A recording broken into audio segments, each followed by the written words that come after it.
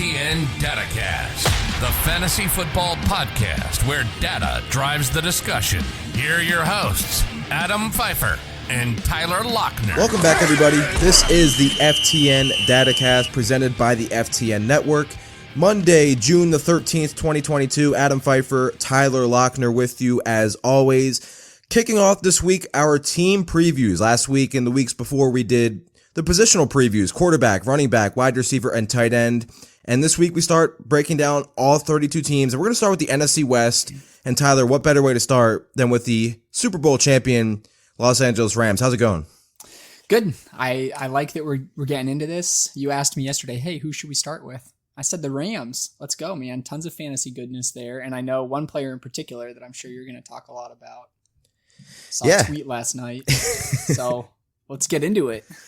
Yeah, there's a lot to like about the Rams, obviously, and a little bit of turnover. But again, the motto for this Rams team has really been just run it back, and they have been one of the teams that we've seen that's like, okay, maybe the salary cap really is a myth. I mean, we just saw last week. I know they give Cooper Kupp and Aaron Donald pretty large extensions. It's insane. It's just like, oh, you just won the Super Bowl, and there's no reason they can't get back there this year.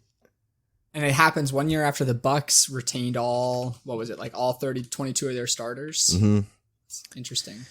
It's very interesting. So yeah, these positional preview or team previews we're going to be doing, we're going to have the entire NFC West this week, and then we'll probably go the rest of the NFC and then the AFC. So these will be really fun. And we've talked a lot about a lot of these players we're going to talk about in different episodes, but we have to break down the entire team from a fantasy, not the entire team, but the Rams, I thought it would be, why not start with the team that just won the Super Bowl? So let's start there. The Rams head coach still by Sean McVay, Matthew Stafford. I mean, we saw the last two seasons, we've seen what? The last couple seasons, we've seen high-end, borderline, or elite quarterbacks. Obviously, Brady's elite. I think Stafford's pretty much elite. Go to new teams and immediately help teams win the Super Bowl. So Stafford, I mean, coming off a fantastic season, where do you kind of slide him in terms of rankings at fantasy quarterback? Because unlike a lot of the other quarterbacks around him, he doesn't offer much rushing, which hurts his upside and his floor. But we saw the immediate connection he had with Cooper Kupp. We've seen how good this offense is going to be. And, in terms of passing yards and passing touchdowns, he's just really, he was always, even when he was with the Lions, right? He was just always very, very, very, very rock solid. But even more upside potentially now because the offense is much better. He obviously had Calvin Johnson at a point, but the pass catchers he has at his disposal, the offense just is tailor-made for him, and he was great in year one. Yeah, so right now I have Stafford as my QB 11. So he's among the last quarterbacks that I would draft expecting him to be my every week starter. So he's, in that last tier before I then get into streamer territory. So I don't have a problem drafting Stafford. Like you said, he's been rock solid mostly throughout his career.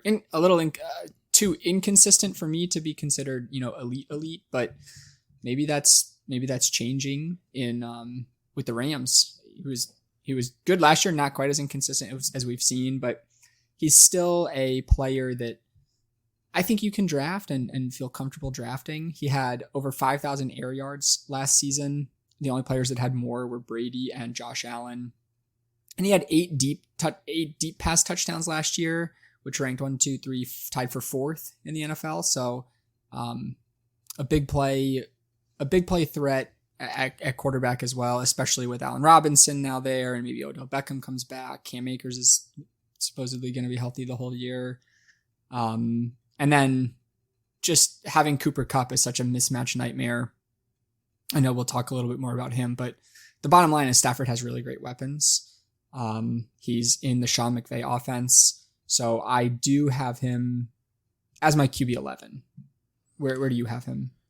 Yeah, he's a little bit higher for me just because he's in that range of for me after Josh Allen, Justin Herbert, Lamar Jackson, Jalen Hurts, Kyler Murray, Brady. He's in the Dak Prescott range for me. So he's where do you have Dak? I don't have Dak in front of me. Let me see. You keep talking. I'll tell you. Okay. Cause he's in that range for me where it's he's in that next tier. I have Dak as QB 10. So okay, I think we're just the opposite. Right I think I have Stafford 9 and Dak either like 10 or 11. But he's in that tier for me. And you look at it, we have again one of the huge reasons we do this podcast is to plug a bunch of the amazing FTN stats. And one of the ones for passing we have is the charting team charted how many highlight passes quarterbacks made last year, which are pretty much defined as perfectly placed passes where only the receiver can make the play on the ball. And Stafford had 36 of those passes, tied for the 5th most in the NFL behind Burrow, Allen, Brady, and Rodgers. You mentioned the air yards were pretty much elite. And the other thing with Stafford, I don't know how much that changes this year because I look at this team and they don't have the greatest after the catch players, but he was well outside the top 15 in percentage of passing yards coming after the catch. So everything that Stafford did was obviously Cooper Kupp getting open at will, but a lot of it was just him placing the ball perfectly where the receivers got open or he threw them open. So if he gets anything added after the catch from this offense, he still has top 5 upside, 41 touchdowns. I don't know how repeatable that is, but it'll tie into the running back situation. If they don't get, 100% back of what Cam Akers used to be, maybe they do lean on the pass more, right? I mean, this team is over the past 5 or 6 years, pretty much since Sean McVay's been there, I guess, they've actually been pretty run heavy inside the 5-yard line, but that kind of changed last season. And I think it could continue to be, a team that you just say, okay, we have Stafford, we have Allen Robinson, we have Cooper Kupp. We're just going to throw the ball because they have those plays where Cooper Kupp comes in motion. It's kind of like Devontae Adams-esque last year where it's you can't guard him and it's like an easy 2-yard touchdown. So Stafford for me, pretty easily it's interesting too on Underdog because it's very difficult to get Josh Allen and Stephon Diggs, to get Justin Herbert, Keenan Allen, a little bit easier to get that stack. But Stafford is easy he goes, in that quarterback 9 to 12 range.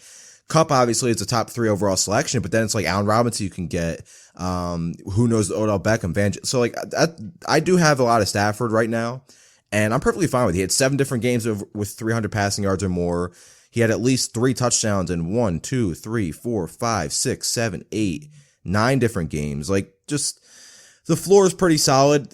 It's not quite as high because he's gonna run for maybe he ran for 43 yards last year. So but 43. Right. It's just that obviously is why he's not being ranked consistently as a top 5 quarterback. But like I said, after the first 2 tiers, I can't remember where we had him in our quarterback tiers when we did the preview, but I'm going to assume it was tier 3, depending on if we had Josh and Allen in a tier of his own. But I'm perfectly fine if I miss out on those quarterbacks.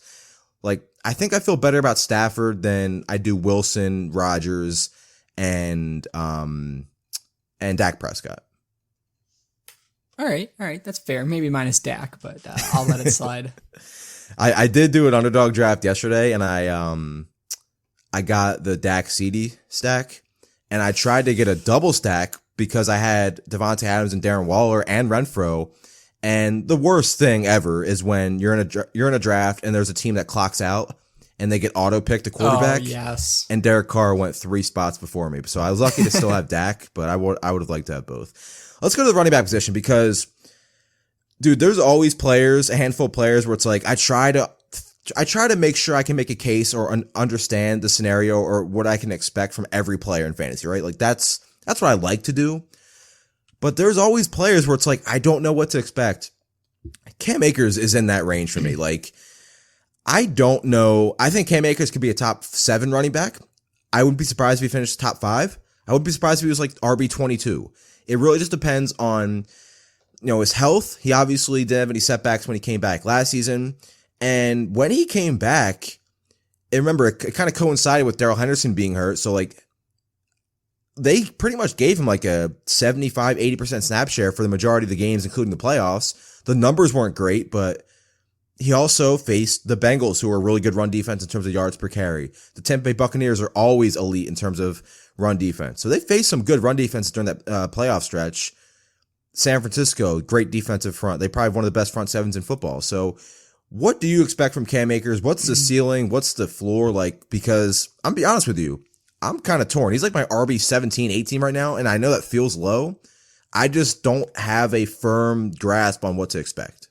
Yeah, I have him ranked as QB 19, so I'm actually in the same boat as you. It sounds like I might even like him a little bit less. But if you are an upside chaser, for his cost in that range, there's probably not another running back. Maybe like Javonte Williams. I don't know where his ADP has landed. Yeah, Javonte's going like RB 14, 13. Yeah, I was going to say 14, 13. Like, it's a good Akers point is because a little cheaper. Yeah, and it's a great point with upside because Cam Akers goes right around Zeke, and then he goes a little bit ahead of like Jacobs, Gibson, Dobbins, ETN.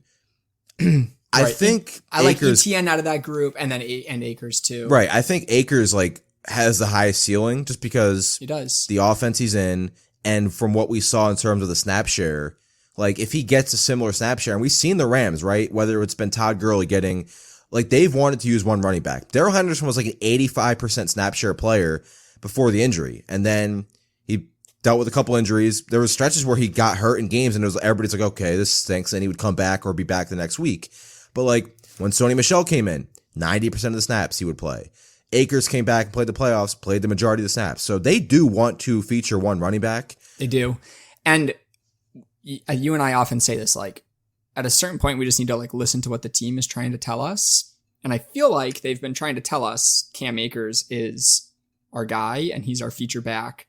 Going back to 2020, when he like first really started to come onto the scene in week 13 of that year, he had 24 touches and then 31 touches. And then he played a partial game. He had 16 touches, got hurt that game. And then he came back for week 17, 25 touches. And then he missed an entire year.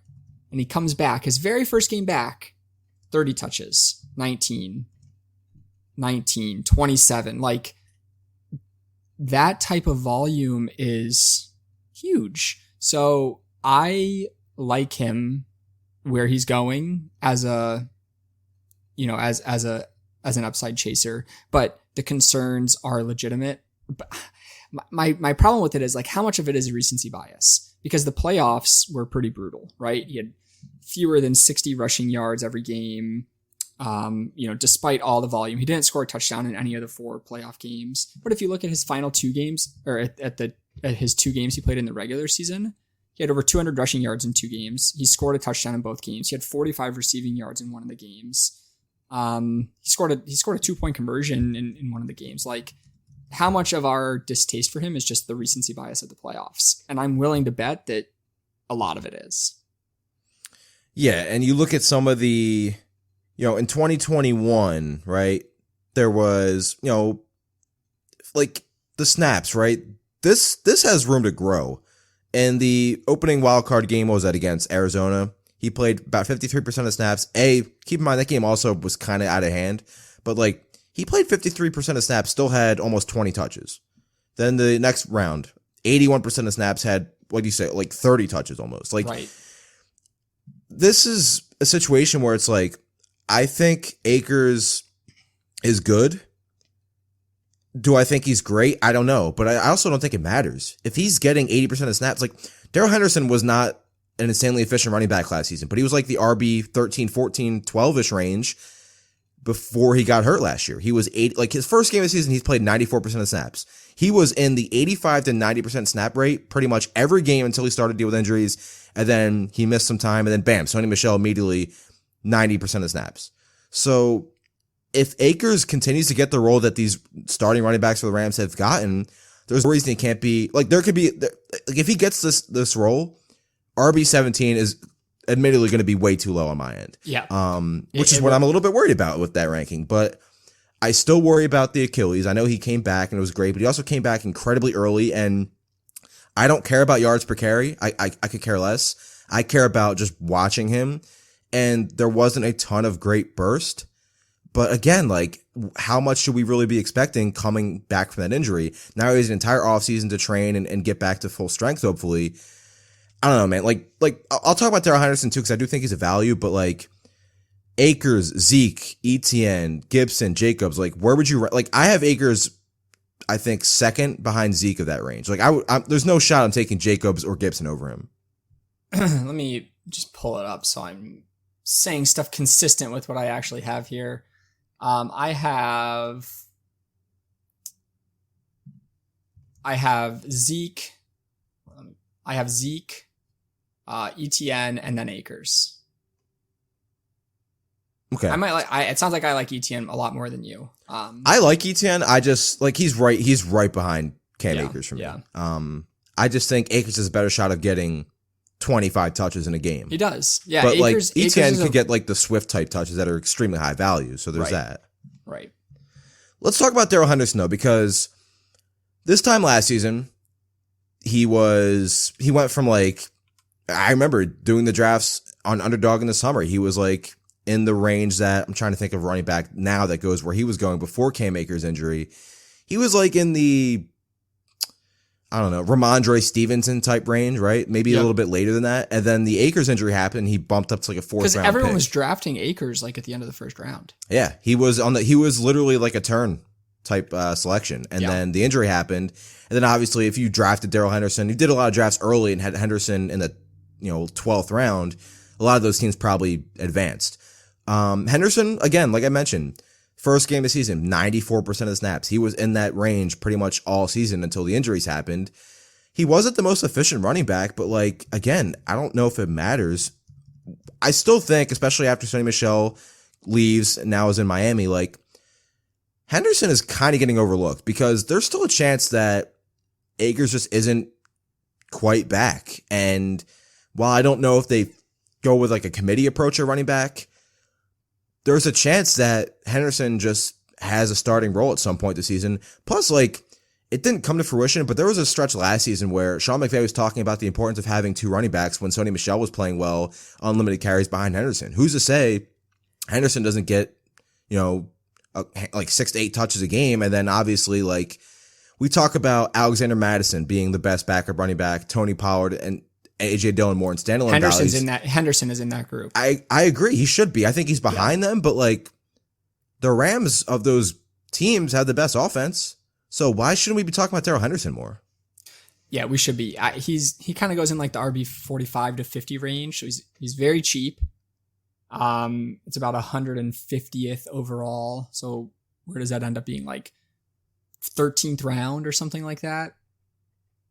Henderson is a player. You mentioned the offense. If something happens to Akers, first of all, he might have some standalone value, like you said. But then if something happens to Akers, he goes into a role where he's going to see about 20 touches per game with, I would say, probably 65% chance of scoring a touchdown in any given week. Last year when he was the starter, he pretty handily saw a roughly 60% of the team's rushing attempts, but he also had a 5-target game, a 6-target game, another 6-target game, was adding roughly 30 yards through the air in those games. And he scored a touchdown in 5 of the team's first 7 games. He looked like he was the league winning running back to start the season. Actually, he scored 7 total touchdowns in the team's first 7 games. So he scored a touchdown per game. Yeah, I mean, the role is awesome. That's part of the reason why we like Akers, but we're also scared about Akers for certain reasons. All the reasons to like Akers are the same reasons to like Henderson. I think he's a great zero RB target, 100%. Yeah, he looked like he was going to be a potential league winning candidate. And I know he was going later in the summer, obviously, but still he looked like he was not just going to be a good value, but like I said, weeks 1 to 12, he was the RB 13 fantasy. And that was with him missing, I believe, 1 or 2 games. That was 10 games. So you look at an example, Eckler had 11. He missed a game during that stretch, and he was still the RB 13 in fantasy, right behind Aaron Jones and Alvin Kamara. His points per game weren't quite as high as some of those players, but just under 16 fantasy points per game, which was actually ahead of Aaron Jones, right around where Nick Chubb was, right under Dalvin Cook. So Daryl Henderson, again, he's not quite on the level of Madison, Pollard, and Dillon, especially because Pollard and Dillon have standalone value. We know. We don't know exactly if Henderson will. Right. But I believe he should be right next in that next tier up. Like he's somebody that I've been moving up just because like while he wasn't the most efficient running back, he was like 25th in yards per touch. Like he didn't break a lot of long runs and a lot of tackles. He converted touchdowns. He was good in pass protection and he was good in the offense. So like if there's any weeks where Cam Akers is inactive, Daryl Henderson is going to be at worst a top 15 running back for you. So, any thoughts on Kyron Williams before we move on? Like they added him, already dealing with a little bit of injury, had an awful pro day, which really hurt him, especially being an undersized running back to start with. Maybe he siphons off some pass catching or some pass, third down snaps because that's really where he's best at. But any thoughts on him? To be honest, I don't even have him ranked. Maybe I don't think I do either. It's just more of like, would he impact? I don't think he impacts Henderson or I don't think so. Akers at all, really. So, all right, let's move to wide receiver where there's a lot to talk about. Cooper Kupp, I don't know if you heard, he had a good season last year. Wasn't bad. Arguably the best ever. It's tough too because he had the extra game, but still, I mean, 145 catches, almost 2,000 yards, 16 touchdowns. Just 18 yards shy of Calvin Johnson's single season record. Second most in history of the league in terms of receptions. Like, if you went up against Cooper Kupp in a week, it was like, please just score 18 to 20 points. That's all. Like, don't get to 25, 26. He averaged 25 PPR points per game. Had at least 20 fantasy points in all but 3 games. 100 receiving yards in 11 of 17 contests. And I think he had 100 yards or a touchdown in almost every game. Like, it was insane what he did. We haven't seen anything like this. And you can really attribute it all to breakfast. Like, thank goodness for breakfast. It really is the most important meal of the day. Dude, so I don't think I need to like throw a bunch of stats as to what makes you Kupp don't, so amazing. but it's fun. But I just have one to add. He had his 191 targets, 145 receptions, whatever. You just went through all the amazing stats. The one that impresses me the most was the 16 touchdowns. Like that. If he scored no touchdowns, he still would have been an amazing fantasy player with that many receptions and that many yards. And then he led the league in touchdowns pretty handily. So Kupp's role in the offense is not just like a chain mover. He's like Wes Welker, but on steroids because he's got the red zone usage. He had the most red zone targets last year of any wide receiver. He had the 4th most end zone targets. So while standing in the end zone, he gets targeted, and the 4th most end zone touchdowns. So converting those to touchdowns. Just that role is so incredibly valuable to him. And Allen Robinson is there. Maybe he ends up seeing some of those targets, but it's so damn effective that I don't think the Rams changed that role for him. He's just such a mismatch, and he just is like automatically open all the time. So I don't think Kupp is going to match his numbers from last year, but he's still going to be the best wide receiver in fantasy, I think. Yeah, and we talked about this with the wide receiver preview. Like, after the Devontae Adams and Tyreek Hill trades, it's just way easier to cement Cooper Kupp as the clear wide receiver 1. I think the only receiver I could even make an argument for that could surpass him is Justin Jefferson. And we talked about that. Again, if you missed out on or if you're new, the previews for each position we did were really fantastic. So go back and check those out. Cooper Kupp's target share by week. This is fun. 38%, 37, 31, 31, 28, 40, 31, 26, 27, 31. He didn't have any targets in week 11. They had a bye. So that's why. 25, 27, 50, 44, 35, 20, 21, and the playoffs 38, 30, 33, 25. Just that's unreal. Stupid numbers. And again, regression is a pretty popular word in the fantasy community. Obviously, Cooper Kupp is going to regress. He's not going to be this good. He's not going to be better. If he is, he's the best receiver of all time. But I just don't see an argument for many receivers to be drafted anywhere near him outside of Justin Jefferson. He's, again, the rapport he has with Stafford is unmatched. And you want to know my favorite Cooper Kupp stat? What's up? If Cooper Kupp caught 25 touchdowns last year, he still wouldn't have been as good as Christian McCaffrey in 2019. There it is. There it is. Do you know Christian McCaffrey has missed games though, Tyler? Yeah, apparently he's the only running back that has ever been hurt. Let's go to Allen Robinson, who you mentioned I tweeted about again yesterday. I'm all in on Allen Robinson. And I thought I was going to be the highest among some of the, the rankers here at FTN. Nelson Sousa has him like 15. I thought I was higher on him at like 21, 22. I mentioned the stat when we were talking about the receiver preview, but Robert Woods, he was kind of looked at as a massive bust, a massive disappointment last season. Got hurt after week 9, tore his ACL in practice after week 9. Prior to that, he was a wide receiver 12 in fantasy. He was around 15 PPR points per game. Allen Robinson, I understand some of the yards per route numbers were down. Some of the overall metrics were down last season. Again, the situation was terrible. He had like 4 different quarterbacks at one point. The play calling was terrible in Chicago, and he looked checked out for a lot of it. And then I tweeted a couple of the highlights from him. Like, he's still good. I don't care about how old he is now. Allen Robinson for me is a clear top 24 receiver. I have him ahead of Jalen Waddle. I have him ahead of DK Metcalf. I have him ahead of a handful of receivers that a lot of people just have higher. And I get it. Like, everybody's entitled to their opinion. But here's my thing with Allen Robinson. And you know this. You've been in the industry for a while and doing fantasy for a while. How many years have we gone into a season saying, oh my goodness, we project Allen Robinson, and the final line of every piece of analysis is, imagine if he had a quarterback. This is not just the best quarterback by far of his NFL career.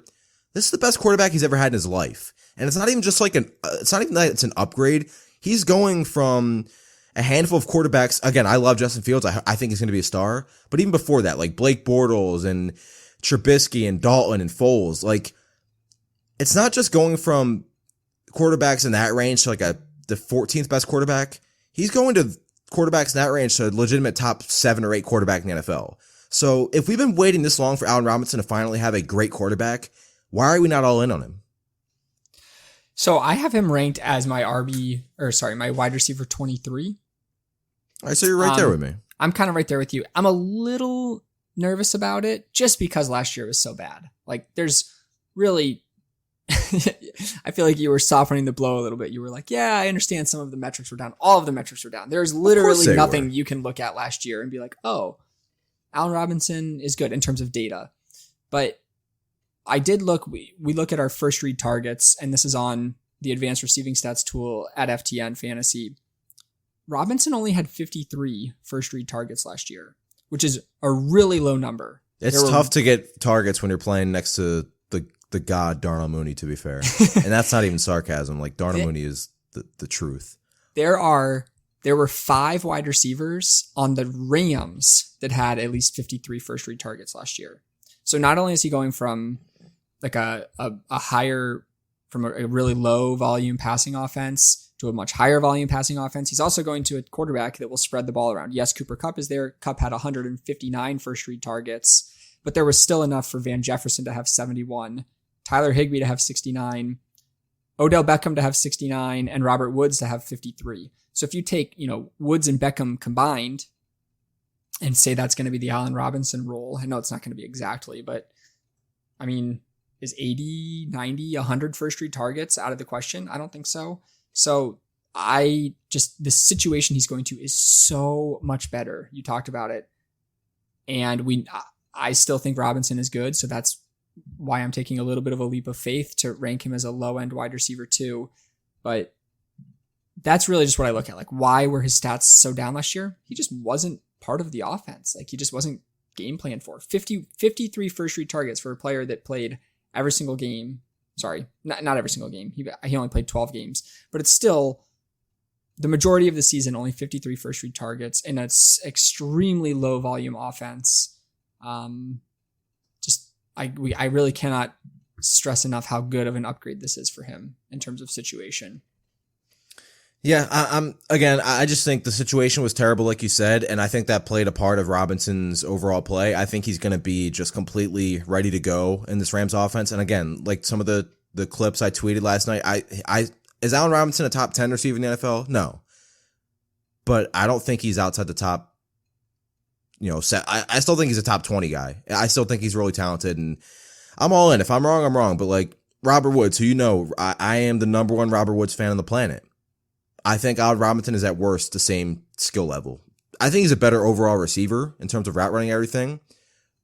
But I think Robert Woods fits their offense better with what he did run blocking and with the ability to take jet sweeps. But overall as a receiver, Allen Robinson is, if at worst, he's just as good as Robert Woods. Like, you can't sit here and tell me that Robert Woods is like this massive upgrade, as much as I love Robert Woods. So I'm all in on Robinson. Absolutely. We have a stat called created receptions, which is basically difficult catches that require, the wide receiver to make an incredible play. Robinson had 5 created catches, which was more than any other player on the Bears, despite seeing half as many targets as Mooney and fewer targets than Cole Kmet. So basically, that's the one stat I can look at and be like, yeah, Robinson is still a playmaker. Yeah. And like some of those were from the videos I sent out yesterday. Like they were plays like that. Like that was the same amount as Cooper Kupp. Not saying he's better than Cooper Kupp, but it's the same amount. Same amount as Keenan Allen. Same amount as Metcalf. Same amount as T. Higgins. Same amount as Jalen Waddle. Same as Deontay Johnson. So I love Robinson. I've drafted him so much. I probably need to stop just in case I'm wrong. But I don't think I will be. I think Robinson's going to have a massive season. Let's talk about the rest of his receivers because Odell Beckham, I think he could be on the team at some point. We don't know yet. So let's talk about Van Jefferson, who I think has some sneaky appeal in, best ball drafts because he gets targeted down the field and he's the number 3 on this team, which do you love targeting number 3 receivers on passing games? Not necessarily, but if it's the right offense, you do. That's why I love Tyler Boyd. And that's why Van Jefferson is at least appealing here because he's going to get targets down the field, especially with Stafford. You mentioned Stafford was 3rd in air yards last season. If I'm not mistaken, Van Jefferson had a ton of air yards as well, given, for somebody that was targeted as I don't want to say as little as he was, but nowhere near the elite in terms of targets. I have it in front of me. He ranked in the top 25 in air yards. He had 1,119, and he was one of only 2 wide receivers that had fewer than 100 targets, but ranked in the top 25 in air yards. The only other one was Cortland Sutton. It's a good stat. Yeah, that's best ball. That's literally best ball to a T right there. It is. And the players right around Jefferson in air yards, CeeDee Lamb, AJ Brown, Chase Claypool. So in terms of potential damage done, Jefferson he's up there significantly. He only costs maybe a late 12th, 13th round pick in best ball right now. And I really like doing it, especially if you were talking about stacks. Like if you land one of the early picks, you go Kupp and then you go Stafford, then you can pretty easily get Jefferson and then OBJ if you want to spend your final round pick on him as a total flyer. It's risky, but then you end up with a complete Ram stack. It's probably one of the easiest stacks to fully complete start to finish. If you're able to get Kupp, but once Kupp's in the bag, the rest are easy. So from that perspective, I like Jefferson. I drafted Jefferson all the time last year. I think I had 35. So did I think I had 35% exposure to him. Got a little bit lucky, I think, with Robert Woods going down, anything like that. But Jefferson is going to have the same role this year. Really, the only wild card is, does Beckham come back? Because that would hurt Jefferson significantly. Yep. But again, if he does, Super Bowl injury, he's going to miss time. So, and Van Jefferson, 6th in the NFL last season in yards before the catch per reception at 11.7. He was top 15 in average depth of target. And we talk about this with backup running backs, right? It's if the starter gets hurt, he's going to be awesome in fantasy. Van Jefferson's, he's not going to be amazing in fantasy, but if Robinson misses time or Cooper Kupp misses time, Jefferson's going to slide in as a number 2 receiver on an elite offense led by Stafford. So there's upside in that as well. But he's also there's going to be enough 3 wide receiver sets. So I like Van Jefferson and Daryl Henderson as 2 players that we talked about in this team alone that when you're chasing upside in the double-digit rounds, why not chase upside in a team that's going to have a at worst, top 7 offense? So I definitely like Van Jefferson as a late receiver as well. We'll see what happens if Odell Beckham's back. We'll revisit that if we have to. Let's close out with tight end because this time last season, Tyler, I had no interest in Tyler Higby. I thought he was a trap. He was getting a lot of hype with Gerald Everett gone. And I was I don't see it because they haven't fully utilized him as a full-time player. He would run block a ton on a team that still wants to run the football. Again, that was before, the Cam Akers injury and everything. And week 1, I thought it was going to be a terrible call on my part because I was doing like the week after review kind of analysis, and I looked and I saw Tyler Higby played like 90+% of the snaps, and I was like, okay, he's going to be a full-time player. He had, I think, 5 for 68, which is respectable. But then he was just pretty up and down, and mostly down. Like he was kind of he was the one that really suffered from Cooper Kupp just getting all the targets because their game plan was Kupp, Woods when he was active, and then Henderson or whoever the running back was. And Higby was just, for the most part, an afterthought. Like he had 1 double-digit target game. He had multiple games under 3 targets. He's probably going to have a similar role. I know Kevin O'Connell's gone, but there's just nobody else there to take snaps away from him. My problem is he going to be targeted on those snaps? So Higby is a player I have him ranked tight end 21. So oh wow. So basically to me that just means like I'm not interested. He's a player that I would be comfortable with if it came down to it, like putting him in as a bye week filler. I think I mentioned this on a previous podcast. Like you can probably safely expect 5 targets from him any given week, and it'll result in maybe 30 to 50 yards. So he's not going to give you a goose egg, but just like the ceiling is not there for him. He scored a touchdown in only 4 games last year, but one of them was in week 18. So it was completely useless for fantasy. He maxed out at 69 yards. So he never topped 70 yards.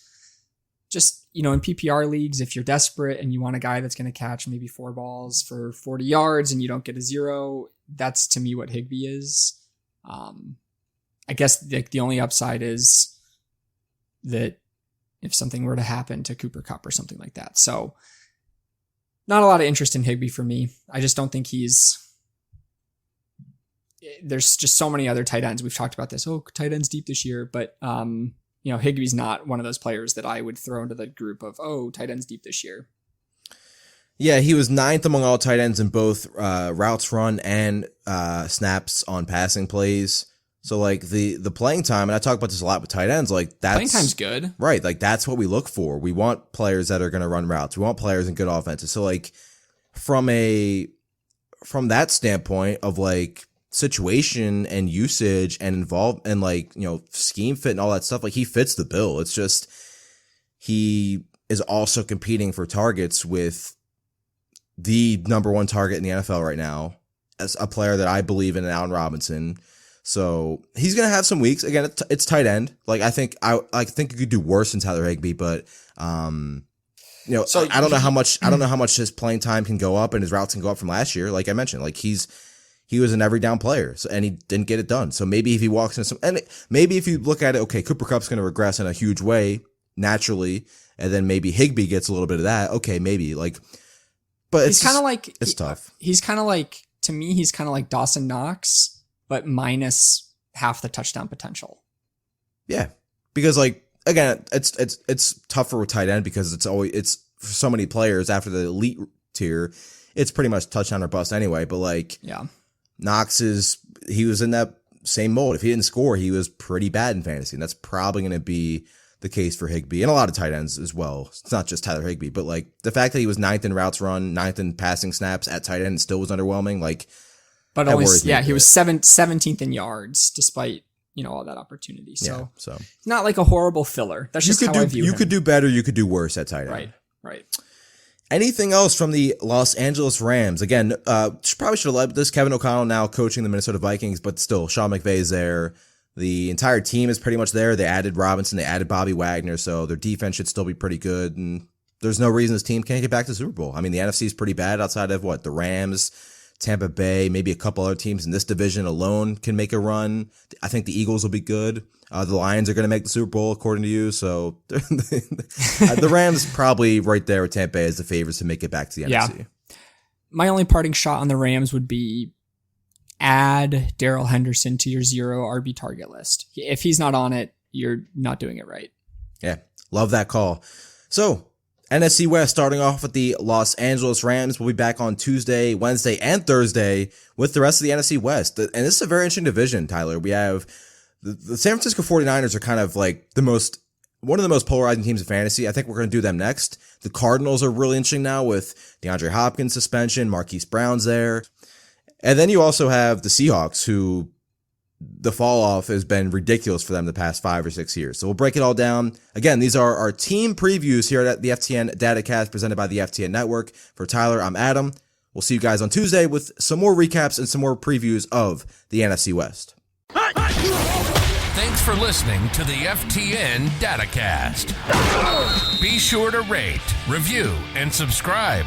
And follow the hosts on Twitter at Pfeifer24 and at Loechner NFL.